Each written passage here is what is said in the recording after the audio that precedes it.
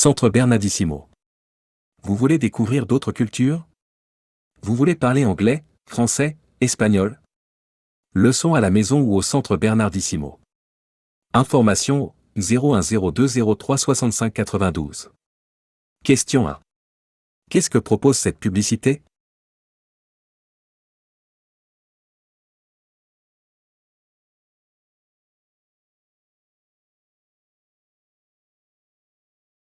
Faites confiance à l'entreprise Rapid Paquet pour tous vos envois urgents.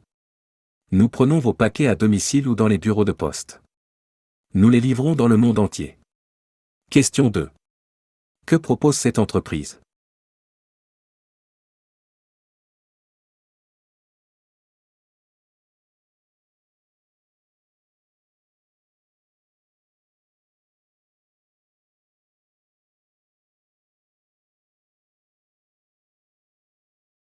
Je suis bien arrivé chez moi. Je t'appelle demain pour aller voir le film. Je t'embrasse. Cyprien. Question 3. Où est Cyprien?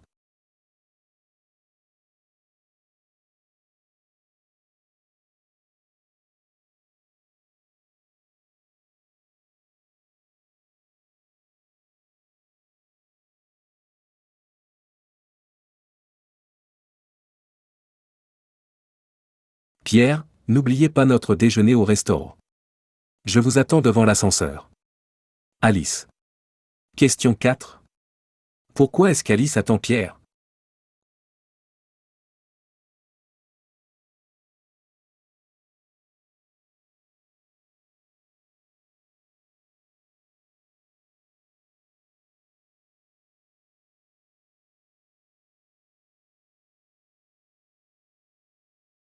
Françoise, pouvons-nous nous rencontrer dans ton bureau demain matin? Ariane. Question 5. Pourquoi Ariane écrit-elle ce message?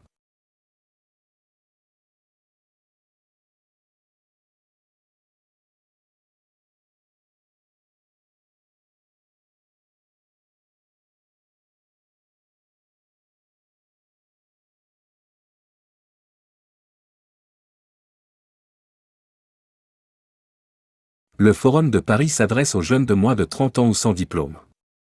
Des milliers d'offres sont disponibles dans près de 300 métiers. Chaque année, un grand nombre de jeunes signent un contrat de travail lors du salon. Question 6. Pourquoi le Forum de Paris est-il utile aux jeunes?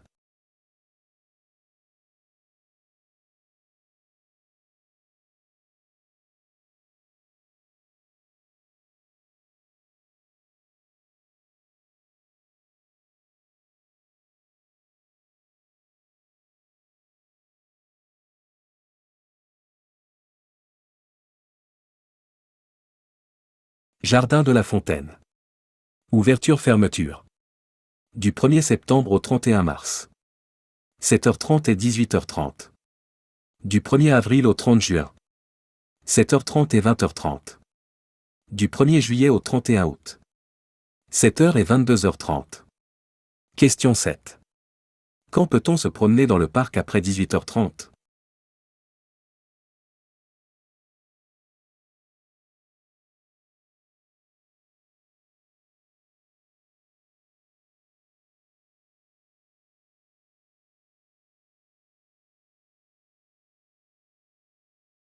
Un kilogramme de pommes. Salade. Savon. Mouchoir en papier. Question 8. Où trouve-t-on ces produits?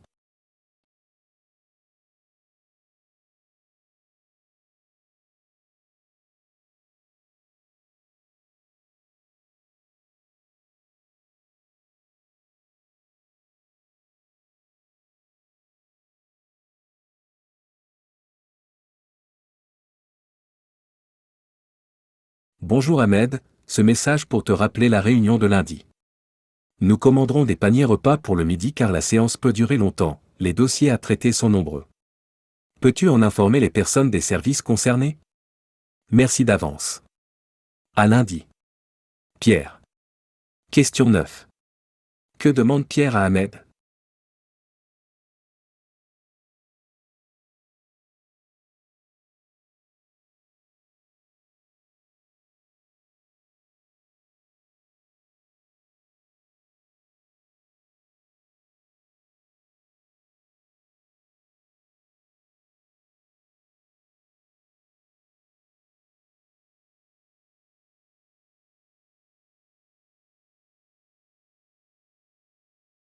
Madame, Monsieur.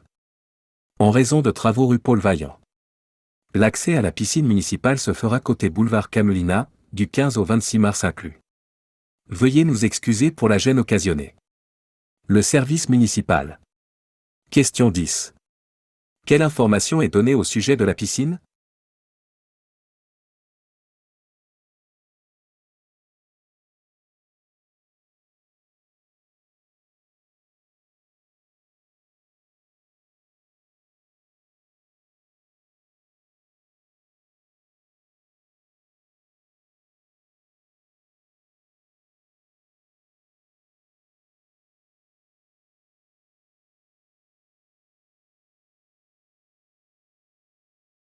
Chers amis, nous aimerions vous avoir à notre soirée pour fêter la nouvelle année. Soyez là pour 21 h en tenue décontractée, nous sommes entre amis. Céline et Reda. Question 11. Pourquoi Céline et Reda invitent-ils des amis?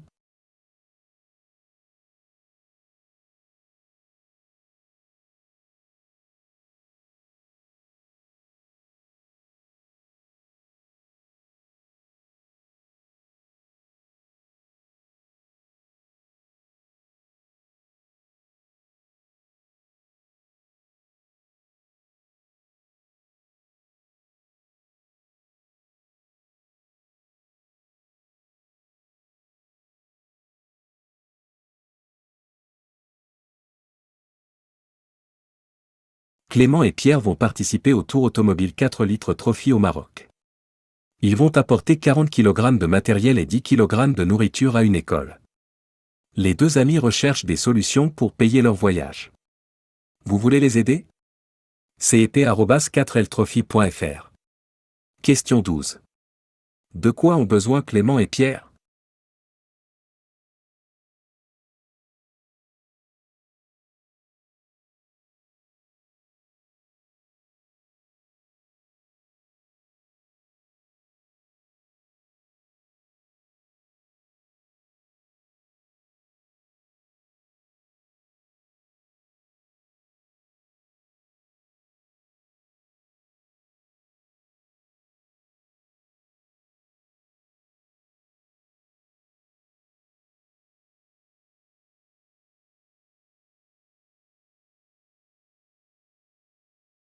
De ressources humaines. A. Tout personnel. Chers collègues, veuillez rendre au plus tard vendredi midi votre feuille de demande de congé. Nous vous rappelons qu'il est essentiel pour le bon fonctionnement de notre société pendant la période estivale et pour satisfaire toutes vos demandes que ces feuilles soient dûment complétées et remises le plus tôt possible à votre responsable. Nous vous remercions de votre collaboration et nous vous souhaitons une bonne semaine. La direction des ressources humaines. Question 13. Dans ce message électronique, que demande-t-on aux employés?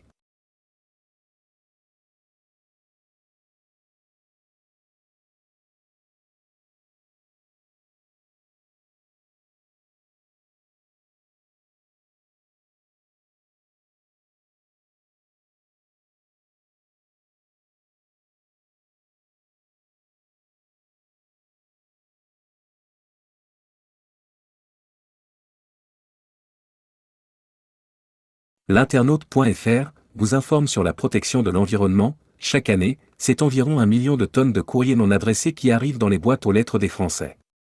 Ces courriers sont des publicités de supermarchés ou des journaux gratuits. Or, il vaudrait mieux limiter la production de papier inutile. La meilleure méthode consiste à poser un autocollant « Stop Pub » disponible gratuitement sur le site du ministère de l'Écologie. Lorsqu'il s'agit de courriers adressés à votre nom, vous pouvez solliciter la liste Robinson pour demander de ne plus recevoir de courriers envoyés par les listes de marketing. Question 14. Quel est l'objectif de l'article de l'internaute.fr?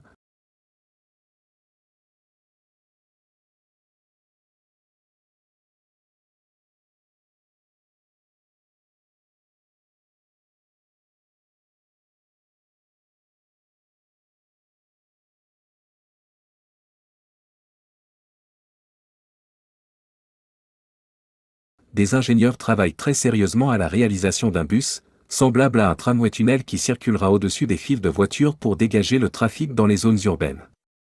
L'engin sera entièrement électrique et pourra transporter 1200 personnes à une vitesse de 60 km/h. Pour que les automobilistes, au-dessous, évoluent sans danger, des feux placés dans la partie inférieure du bus signaleront ces changements de direction. Question 15. Quel sera l'atout de ce moyen de transport?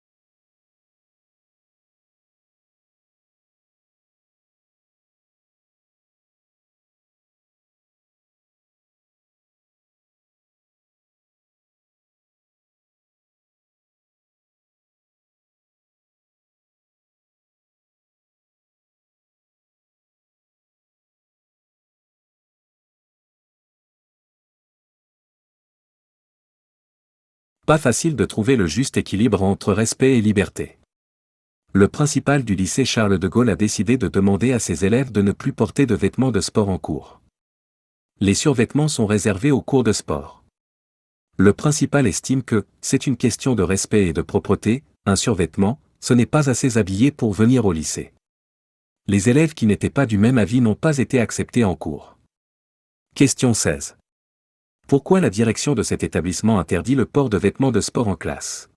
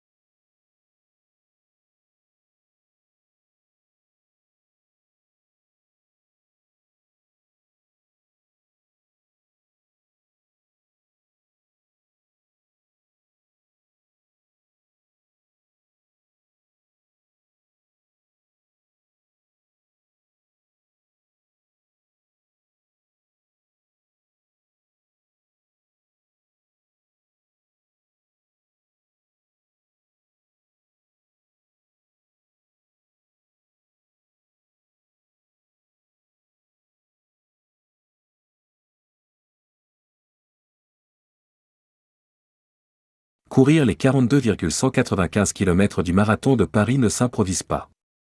C'est une course qui nécessite de s'entraîner régulièrement et d'être capable de surmonter le « mur de douleur » qui survient chez tous les marathoniens entre le 32e et le 37e kilomètre. Pour espérer terminer l'épreuve, il faut courir depuis au moins un an et, dans les 10 dernières semaines, faire 3 à 4 heures d'entraînement hebdomadaire réparties en autant de séances, insiste un organisateur de stage de préparation. Question 17. Quel est le conseil de cet organisateur avant de participer au marathon?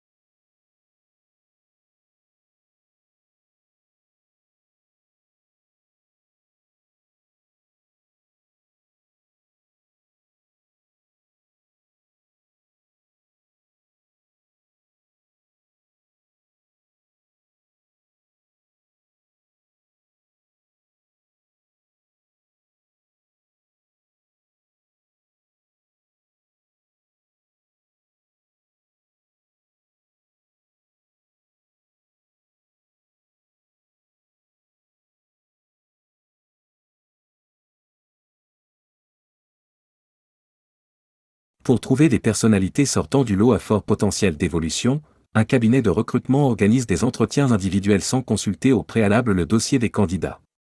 Confrontés à une étude de cas, une discussion d'idées ou un questionnaire croisé, ils peuvent se démarquer grâce à leur savoir-être ou à un talent particulier. Les entretiens n'ont pas pour enjeu de poste précis, ils visent à constituer une réserve de talent, dans laquelle il sera possible de puiser. Un cadre ayant testé ce système voit le recrutement différemment, on se trouve en position d'égal à égal, Question 18. Quelle est la méthode de recrutement retenue par le cabinet?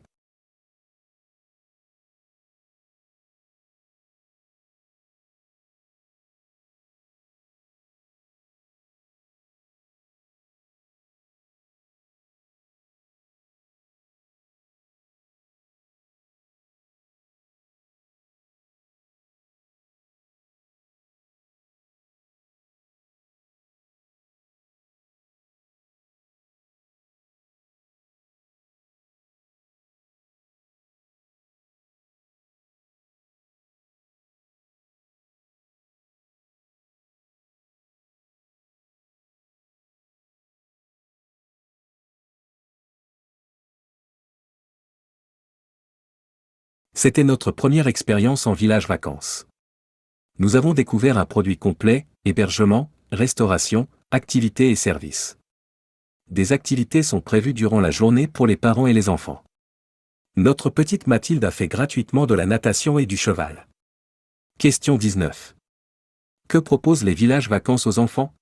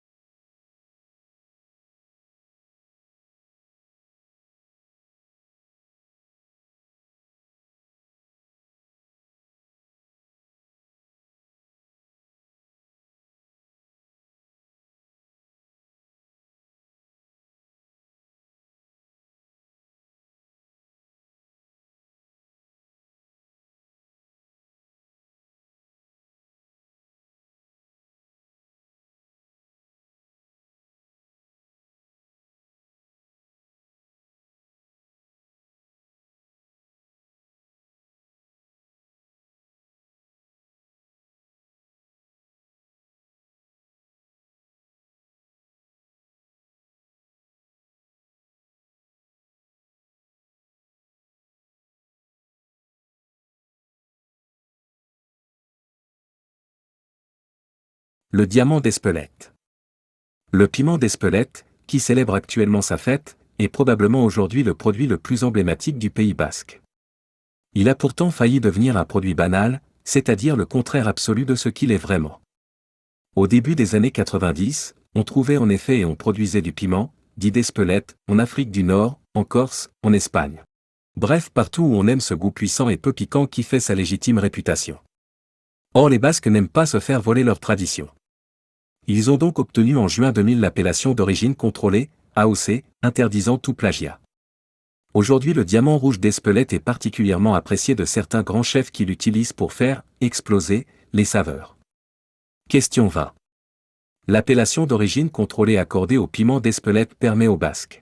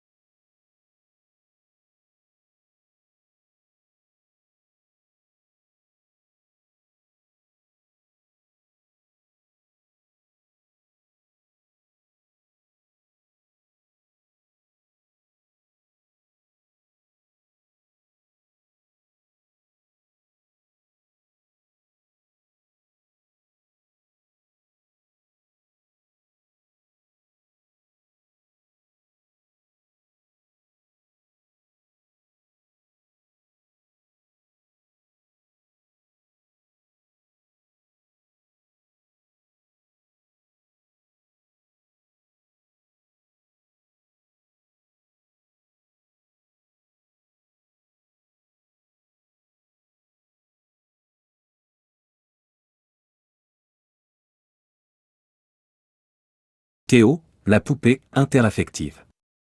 Théo a 2 ans, il mesure 52 cm et communique spontanément avec sa maman. Lancé par Berchet, ce robot est bourré d'électronique et de capteurs pour interagir avec l'enfant. Ainsi, Théo dort lorsqu'il fait nuit, se réveille au lever du jour, réclame à manger ou à boire et même à aller au pot. Sa voix numérisée est d'un naturel confondant. Surtout, il s'adapte aux capacités de jeu de chaque enfant, plus il manifestera son désir de jouer, plus le jeu sera réactif. Question 21.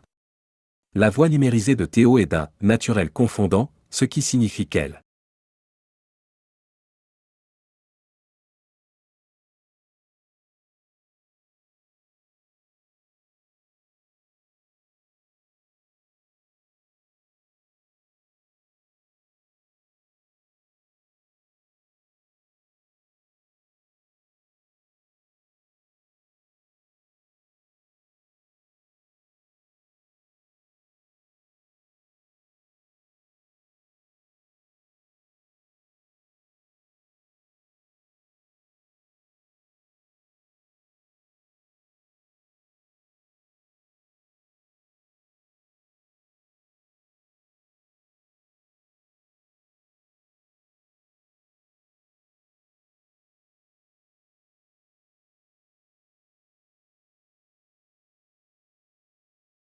Erasmus? Le programme d'échange d'étudiants entre les universités européennes a du plomb dans l'aile. Au point qu'en France près de 4000 bourses n'ont pas trouvé preneur. Ce phénomène n'est pas spécifique à la France puisqu'une baisse de 10% aurait été enregistrée dans une dizaine de pays. Toutes les études traduisent une absence de désir de mobilité chez les jeunes. Parmi les explications avancées, le coût mais surtout une préférence marquée pour les stages en entreprise. Voilà le grand concurrent d'Erasmus depuis quelques années, l'attention portée à l'insertion professionnelle. Question 22. Que explique le texte au sujet du programme Erasmus?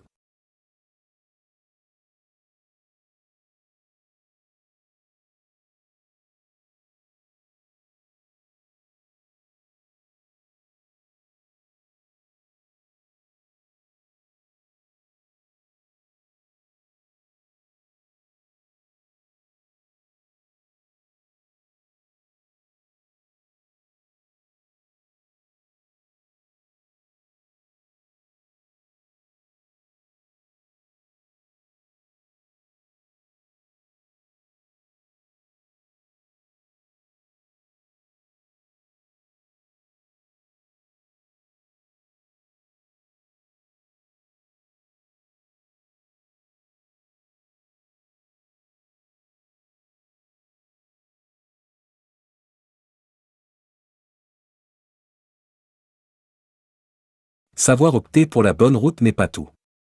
L'ultime clé pour gagner la course de la route du Rhum, c'est la connaissance de soi et tout particulièrement de ses rythmes de sommeil. C'est un des aspects les plus méconnus de la voile de compétition, mais c'est sur la faculté de récupération que peut se jouer un podium. Ainsi, Alain Gauthier reconnaît avoir perdu la dernière route du Rhum parce qu'il n'a pas su, dès les premiers jours de la course, gérer correctement ses phases de repos. À la fin, j'ai manqué de lucidité et j'ai commis des erreurs, avoue-t-il après sa défaite. Question 23. Quel conseil donne le journaliste pour remporter la course?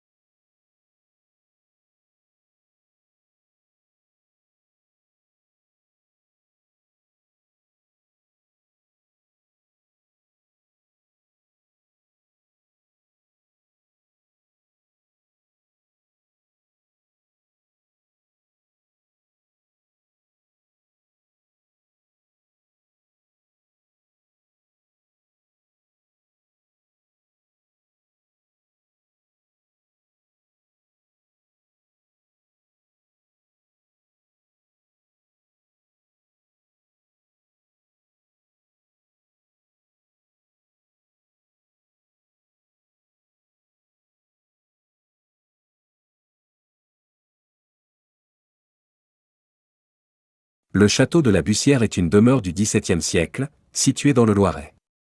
Surnommé le « château des pêcheurs », il possède des collections d'objets rares sur la pêche. Sans oublier un superbe parc. Aujourd'hui, ce monument est confronté à un fléau, un champignon ronge ses édifices. Les propriétaires ont déjà lancé une campagne de restauration mais le champignon s'attaque aussi à d'autres parties du domaine. Les maîtres des lieux souhaitent que le bâtiment retrouve son éclat en sollicitant les internautes. À partir de 15 €, les contributeurs pourront recevoir des entrées gratuites, l'inscription de leur nom sur une plaque dans le château ou bien encore un dîner avec les propriétaires. Question 24. D'après l'article, à quoi les internautes sont-ils encouragés?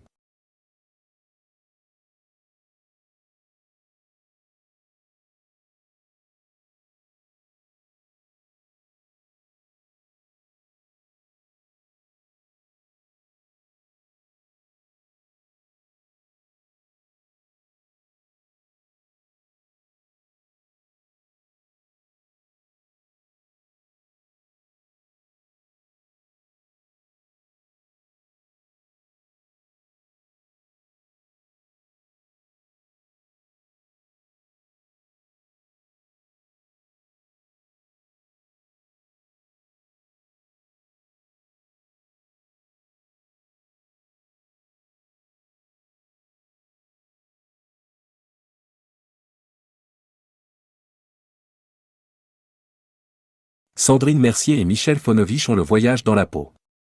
Les deux journalistes ont longtemps exploré le monde avant d'écrire un livre ensemble. Ils sont partis vivre ailleurs et constituer des histoires d'une trentaine d'expatriés et d'autant de destins et de trajectoires. Les auteurs sont allés chercher des personnages tous très différents mais toujours touchants et sincères en racontant leur parcours lointain, l'appel du large, les premiers pas, les déceptions, le rapport à la France, la découverte des autres. C'est certainement ce qui unit tous ces Français du bout du monde, par-delà leurs différences et leurs expériences, une ouverture d'esprit, une volonté de partager et, au final, une richesse et une joie de vivre communicative. Question 25. D'après l'auteur de cet article, quelle est la particularité de cet ouvrage ?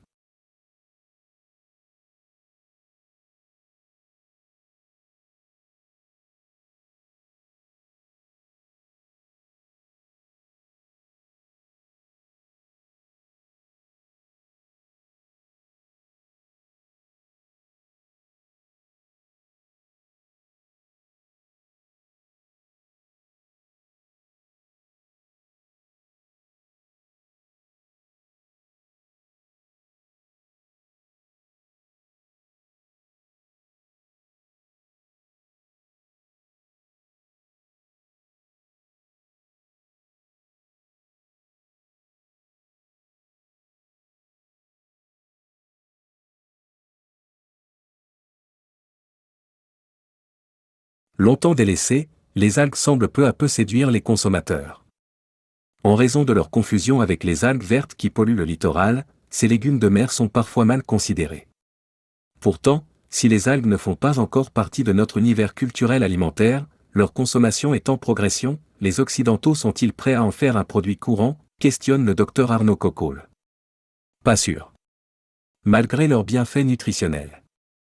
Leur consommation restera sans doute limitée, estime ce nutritionniste. Question 26. Quelle place occupent les algues en France ?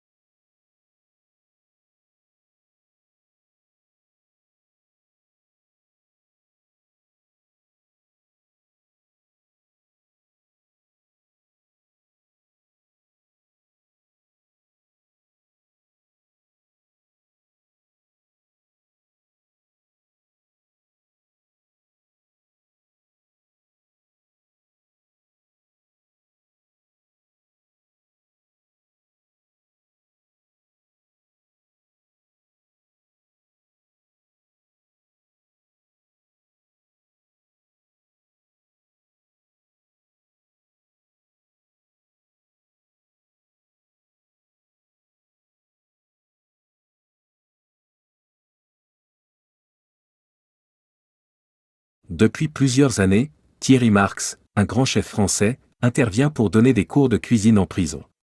Faire découvrir à ce public, contraint de vivre en milieu fermé, qu'une profession, quelle qu'elle soit, peut être épanouissante, est une tâche qui le passionne et nécessite très naturellement une grande énergie. Le désir de rallumer cette lueur d'espoir, de montrer qu'après, il peut y avoir une réinsertion réussie et que chacun la porte en lui, est un moteur pour relever ce défi. Question 27. Pourquoi Thierry Marx intervient-il dans les prisons ?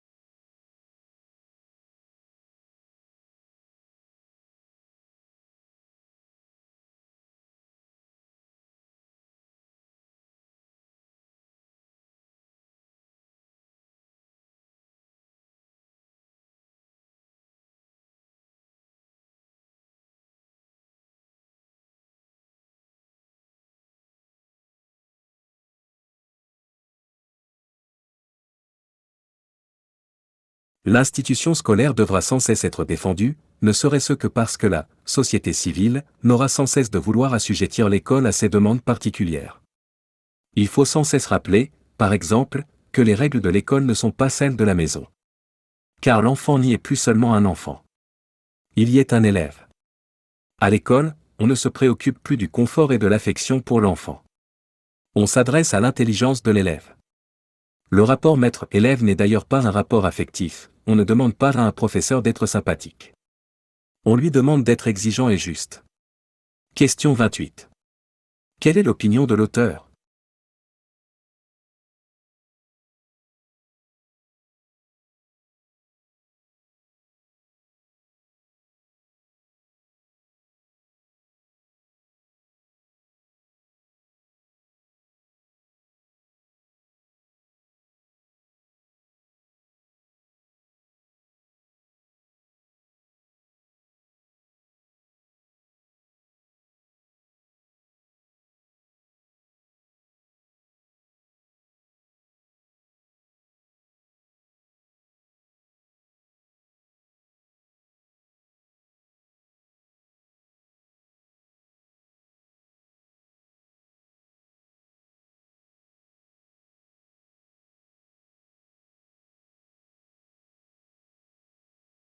Durant les investigations journalistiques, le recours à la caméra cachée est de plus en plus fréquent.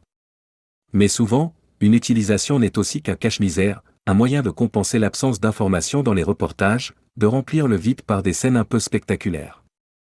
C'est une manière pour certains aussi de faire des économies. Par ailleurs, cette pratique pose une autre question, celle du statut de la personne filmée à son insu. La filmer en caméra cachée, n'est-ce pas supposer qu'elle a quelque chose à se reprocher avant d'avoir commencé à parler ? Question 29. D'après ce texte, pourquoi les journalistes utilisent-ils des caméras cachées ?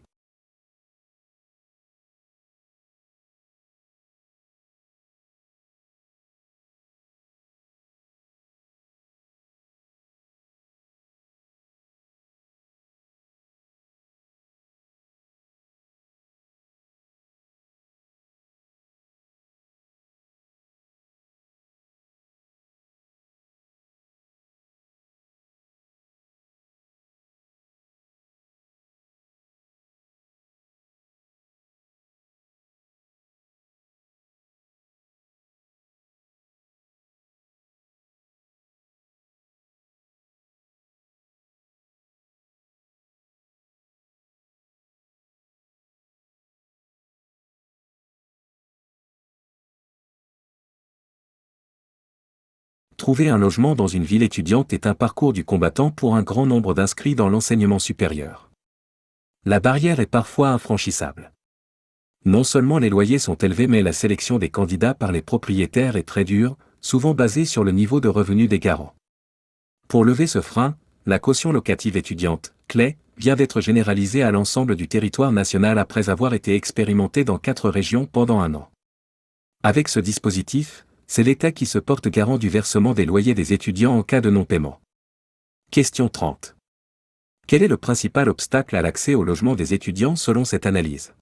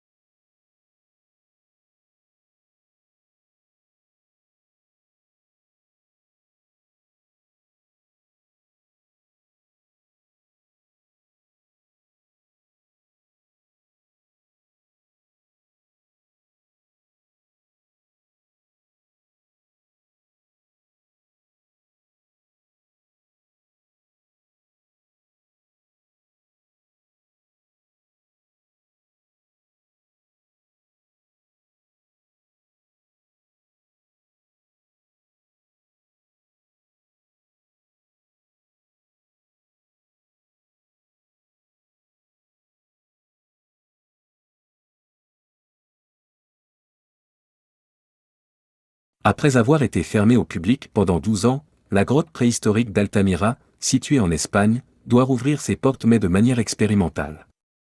Il s'agit d'une expérience réservée à un groupe de 5 personnes tirées au hasard parmi les visiteurs du musée du site, qui vont pouvoir contempler les peintures rupestres originales. Cette expérience se déroulera une fois par semaine pendant 8 mois afin de permettre à une équipe de scientifiques d'évaluer l'impact des visites sur l'ensemble du site et de donner son avis sur une réouverture complète. Question 31. Que évoque Théon dans cet article ?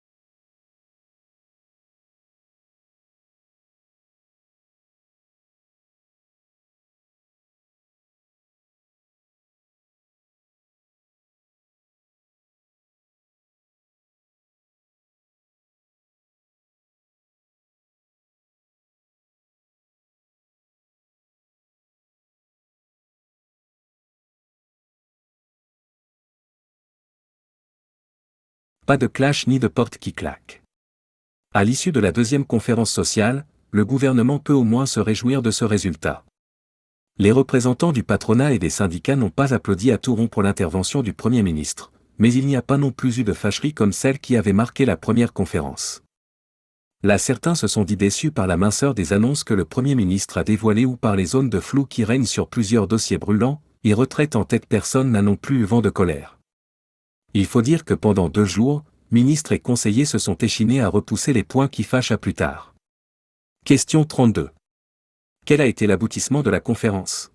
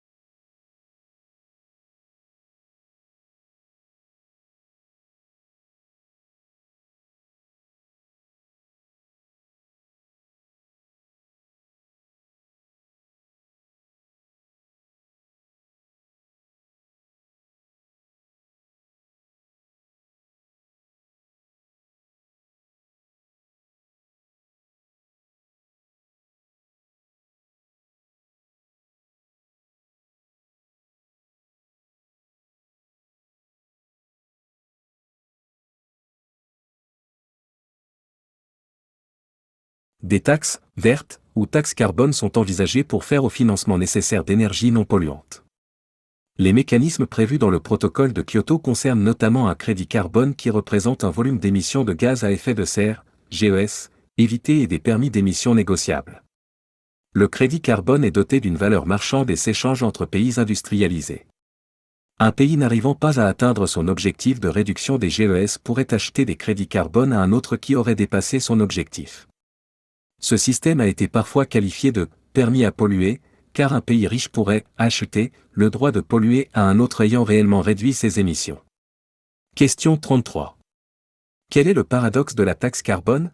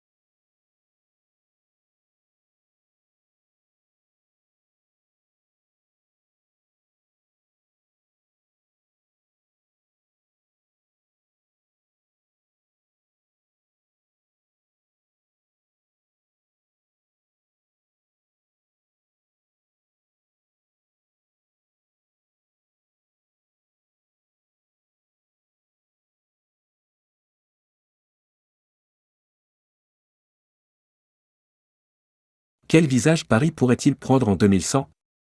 C'est ce que le collectif d'architectes, et alors, a imaginé au travers de 20 cartes postales géantes, exposées à Paris. Ce qui donne un résultat surprenant. Parfois utopique, parfois réaliste.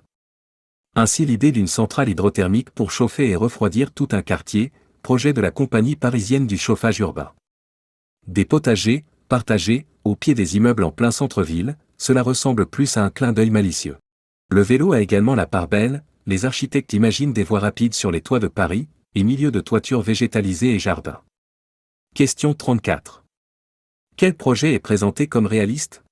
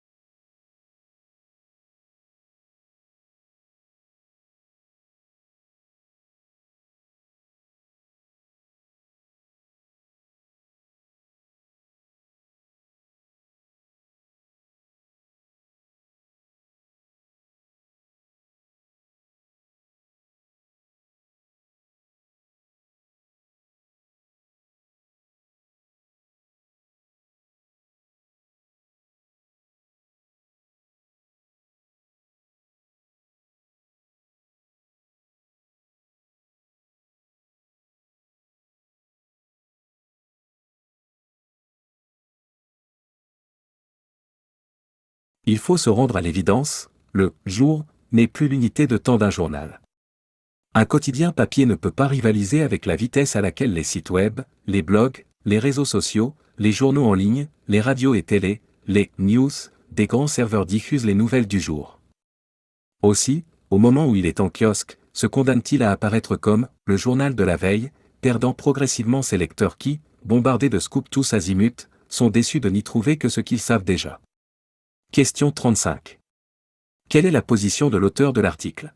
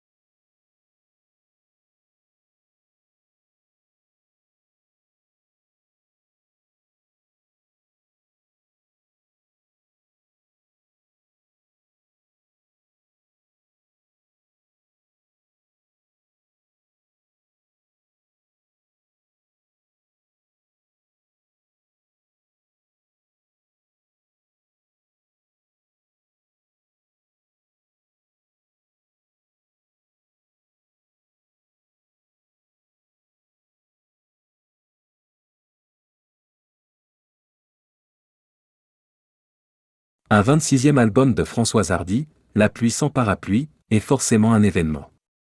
On sait que le public qui achète encore des disques passe volontiers à la caisse pour montrer sa fidélité, ou simplement son envie de vibrer avec cette voix unique et si familière, avec laquelle elle semble d'ailleurs plus en confiance que jamais. Elle module, appuie, interprète, joue avec souplesse de son phrasé. Alors que les aficionados se contenteraient juste de ce gain unique et révéré. C'est un album pour ceux qui ont le temps, qui ne consomment pas la musique en tant qu'application sonore de la vie actuelle. Il faut se retrancher pour en saisir la saveur et la goûter. Un disque comme autrefois, avec un son soigné et de l'émotion. Mais surtout une élégance comme on n'en fait plus. Question 36. Selon le journaliste, quel type de public pourrait s'intéresser au dernier album de F. Hardy ?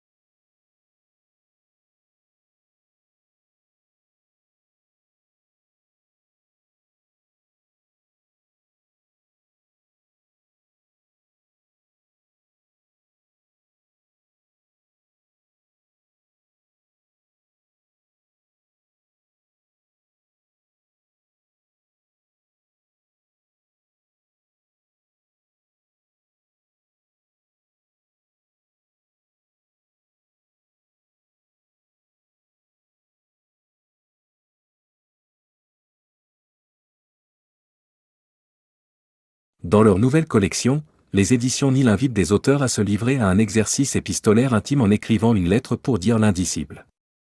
Le modèle est celle que Kafka rédigea à l'intention de son père et qu'il préféra ranger dans un tiroir tant l'accusation portée était peu amène. Avec l'autre fille, missive adressée à sa sœur aînée, morte avant sa naissance, Annie Ernaux inaugure brillamment le concept, fidèle à son écriture tranchante et analytique. Rejetant le terme d'autofiction, l'écrivain se dit fasciné par la réalité, partant à la recherche d'une vérité sur une mort que ses parents lui ont toujours cachée. En demandant à des auteurs de se libérer d'un vieux tourment, la collection souhaite réhabiliter un genre littéraire oublié. Question 37. À quel résultat la participation à cette collection conduit-elle Annie Ernaux ?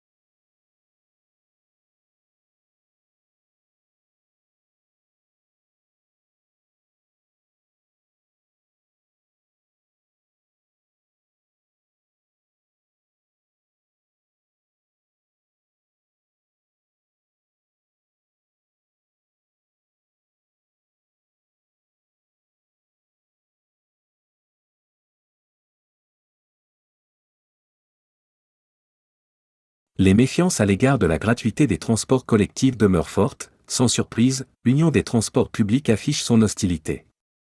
Trop onéreuse, ne facilitant pas le report de la voiture vers les transports collectifs, menaçant la qualité de service, la gratuité pour tous ne répondrait pas aux objectifs de développement d'un réseau de transport. Selon l'UTP, la gratuité est une « fausse bonne idée » qui induit des déplacements inutiles, encourage l'étalement urbain et prive de ressources le système de transport au moment où la clientèle augmente et où les recettes fiscales des collectivités diminuent. Elle lui préfère le système de tarification spéciale pour les jeunes, les sans-emploi ou les familles nombreuses. Question 38. Pourquoi la gratuité des transports publics est-elle critiquée ?